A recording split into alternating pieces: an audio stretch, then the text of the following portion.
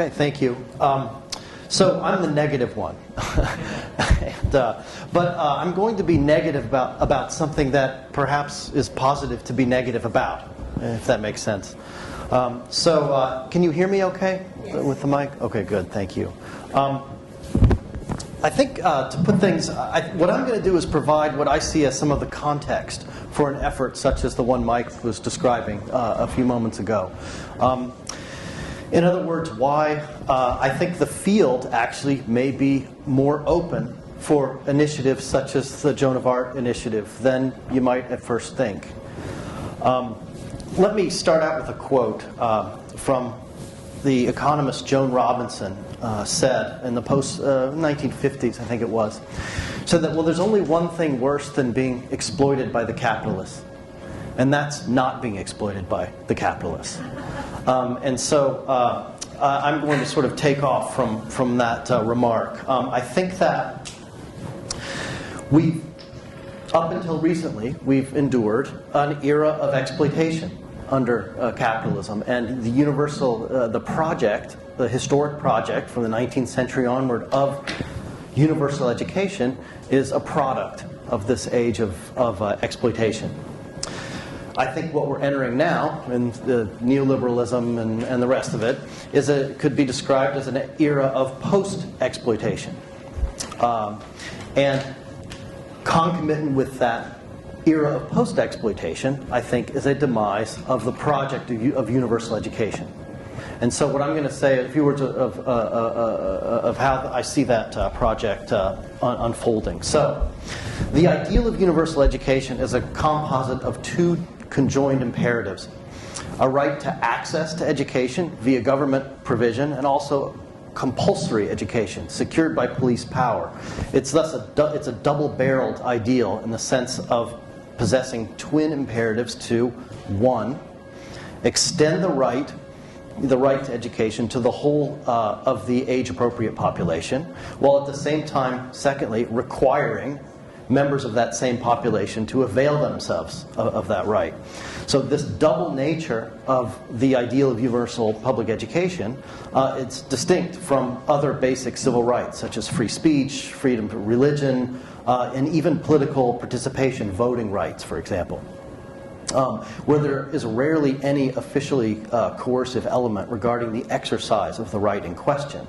However strongly a state guarantees freedom of speech, for example, it would be altogether exceptional to require citizens to utilize freedom of speech.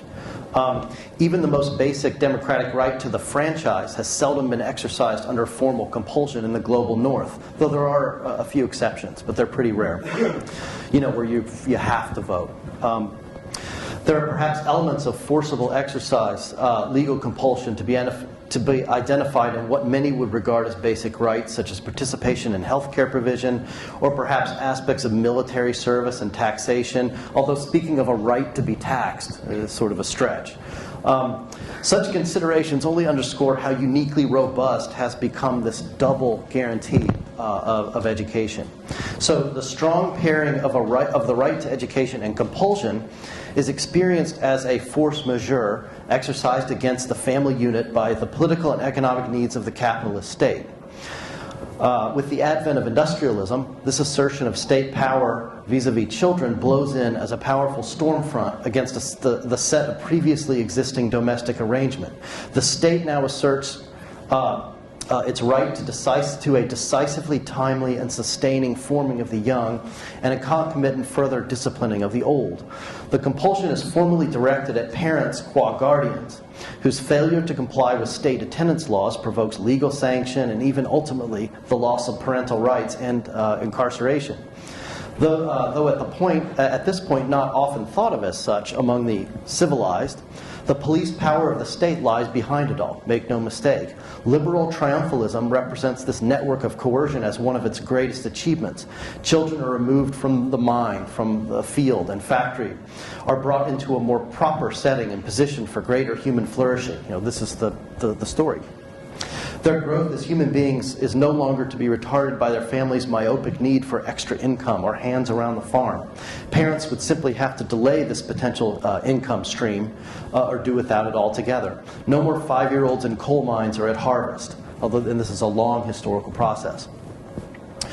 Compulsory education and child labor protections were and are championed along Kantian lines by idealists as patently morally defensible causes. And so they may be. Children are allegedly being conceived by parents and employers as economic instruments rather than as potentially flourishing ends in themselves. But calibrating the supply of child labor has always been a functional aspect of the normal workings of capitalism, part of its respiration, one might say. Part of a panoply of fail-safe mechanisms ready to be adopted during periods of economic volatility and high unemployment to adjust the labor supply and maintain social stability.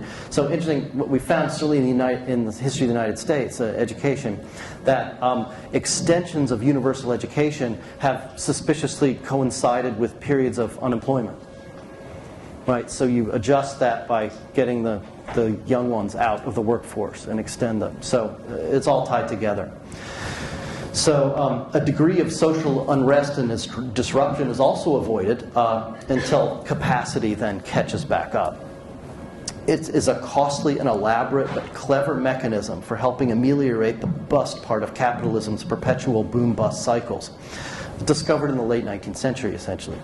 The universal matriculation, thus enabled by compulsory education's legal framework, also helps secure a range of cultural enablers, that is, legitimations of capitalist production, such as the instilling of such industrial work habits as punctuality and efficiency, the acquiescence to managerial authority and standardized measures of output, a strict division between work and leisure, the invention of the holiday, the vacation, and augmented acceptance and psychological dependence on abstract and fungible markers of social worth such as grades, money, and the like. All these factors of educational production add value ultimately to the process of capitalist production. The school graduate, now a credentialed worker, has gained the skills and dispositions necessary in order to increase the future employer's efficiency at capturing and monetizing the higher level of surplus labor of which the more productive, educated laborer is capable. So the golden era, this golden era, and I mean that somewhat, sarcastically, the golden era of universal education is thus also the golden era of elasticated worker exploitability. As per the Marxist thesis concerning the extraction of profit from workers' surplus labor value, under moderately advanced conditions of production, so for example, industrialization, the educated workers, the symbolic workers, simply present more to exploit. The low-hanging fruit of near universal basic literacy, and now at 99% plus in Europe and even the United States. These provided by far, basic literacy, extension of basic literacy, provided by far the largest augmentation of productivity. Almost everything else after that is small, actually, compared to that great leap forward. Once in an age. Anyway, premised on compulsory education laws, universal schooling has on the whole been immensely profitable. Yet, and I guess this is the pessimistic part, depending on how you look at it, as Job comes to recognize about God, what capitalism gave, capitalism also hath taken away. Just as the era of universal schooling began with massive changes in the plate tectonics of capitalism, it is now beginning to recede in accord with further changes within those same tectonics. To use a geological metaphor, from a wide historical perspective, one might see universal schooling as a temporary ontogenetic phenomenon, one that is essentially a byproduct of larger substructural alterations, in the same way the outcropping represented by a mountain is generated from subterranean pressures. Over the historical long run, social institutions are always dynamic as they respond to the push and pull of a range of forces. They come, they change, they go, and even when what they appear to be is to some extent a temporal mirage, as they, like all other matter, neither appear nor disappear ex nihilo. Rather, when they are always created out of existing materials and become in turn the materials for what comes next, dialectically in the Hegelian Marxist tradition. As with the river, one does not step into the same school twice. So, the mutability, the finitude of all these social institutions are important to keep in mind. This entails that we should not expect compulsory education to end, full stop, in the sense that school buildings and those designated as teachers, students, administrators, and so on will necessarily vanish. What is overwhelmingly likely, and is in fact already occurring, is that we will have sites populated by youth that are compulsory, and sites populated by youth where education occurs. Some. But we will no longer be seeing as many sites where youth are subject to compulsory education. Certainly compulsion will remain for the vast majority, as they are warehoused and surveilled in a vestigial educational apparatus that has become increasingly punitive and carceral in orientation.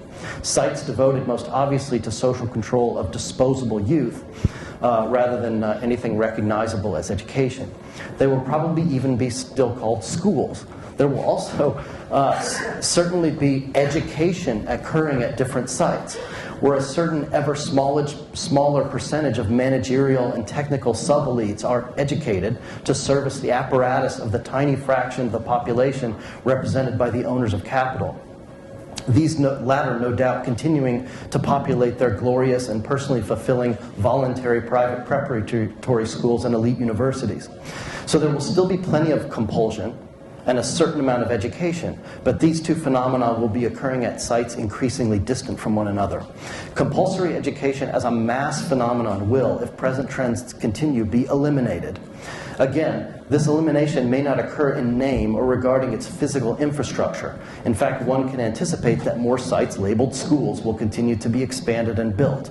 Rather, the elimination of compulsory education will consist in large part of the alteration of what compulsory education had previously meant, at least as a component of a larger ideal, namely an equipping of all citizens with productive capacities and hence a social place.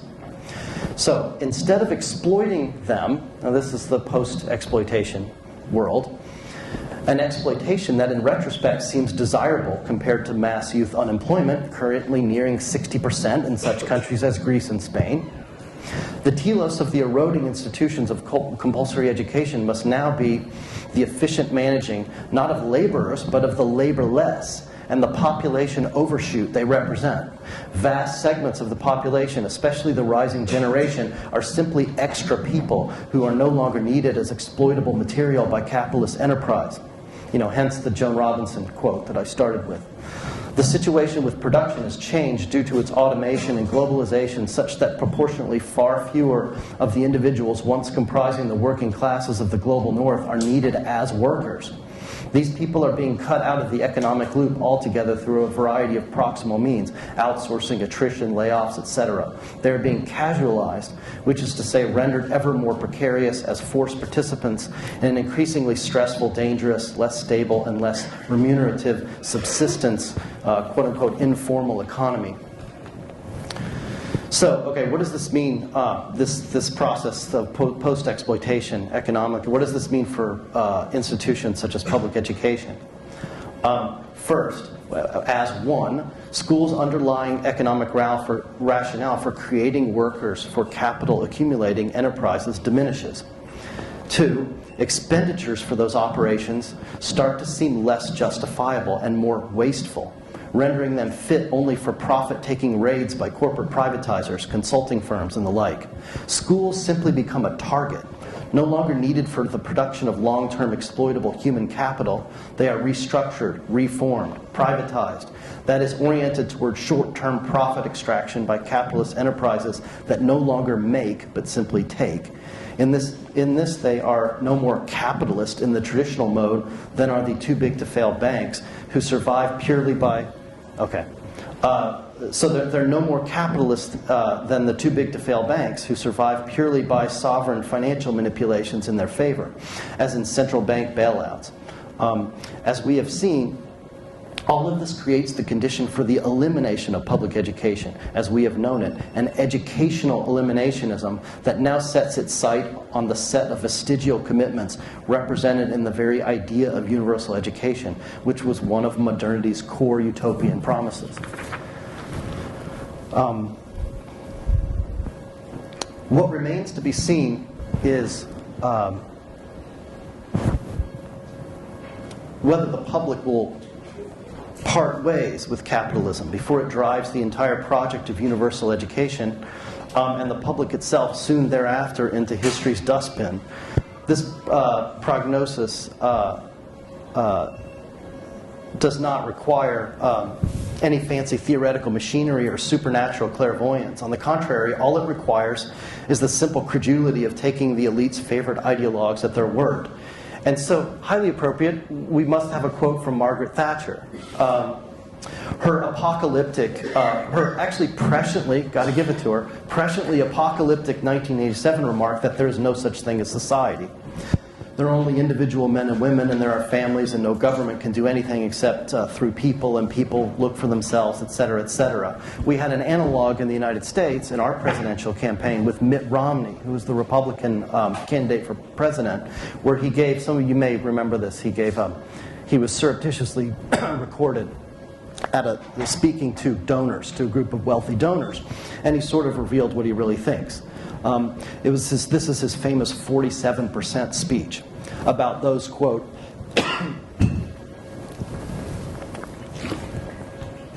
dependent on government, who believe they are victims, who believe that government has a responsibility to care for them, who believe that they are entitled to health care, to food, to housing, to you name it. That's an entitlement. And the government should give it to them. And so my job is not to worry about these people. So Romney's happy to write off 47%. So just as I think Thatcher might up the margin from 47. But what is stunningly novel here is how large a percentage of the population is to be written off. How many of us are simply absent from what appears to be the guiding vision of our self-perpetuating elite. Once upon a time, as per our document, the U.S. Declaration of Independence, the people at large declared their independence from distant elite rule.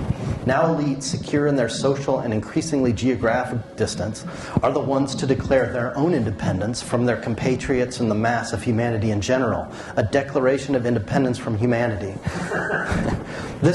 This is the mad dream of the gated community, a fantasy of ridding oneself of dependence upon undesirables, those people, a kind of zombie apocalypse from which elites escape and establish an unsullied paradise where reside only the heroic individuals and their families, presumed also to be heroic. There they lead shining lives of entrepreneurial virtue, per impossibile, with only one another and wholly within their peaceable gated domain. Safely within the gates, there is education aplenty for their own families, perhaps even histories of what the world used to be like when the useless and menacing zombies outside used to be trained in what were once called schools. So, last little bit here. So, the masses of people who are no longer exploited or exploitable in the global south and increasingly in the global north, especially youth, are the ones who are unaccounted for in the neoliberal vision justifying the present world system, are the populations from whom change will arise, and they will necessarily have been positioned this way with their backs against the wall. They must either revolt or die. Urban riots, Occupy movements, Arab Springs, and similar events are the tremors presaging this apparently inevitable existential fight. In whatever form this resistance will grow only stronger and more intense. One does not need to be Nostradamus to see this. There is no alternative. The current economic system simply has no place for those people, so their restiveness is faded. Unfortunately, much of this will be, as always, self-destructive in the manner of recent urban riots in Los Angeles, Paris, London. Arrayed against this social instability, or less clinically cry of humanity, we might say, is the horrifyingly comprehensive carceral and surveillance state, along with its vast military and policing forces. As in many areas already, these will become the true new educators. Compulsion is a euphemism for the manner and techniques of social control these armed teachers will exercise. So anyway, just finishing. Yeah. Well, I'll go ahead and finish. How about that? Okay, so we've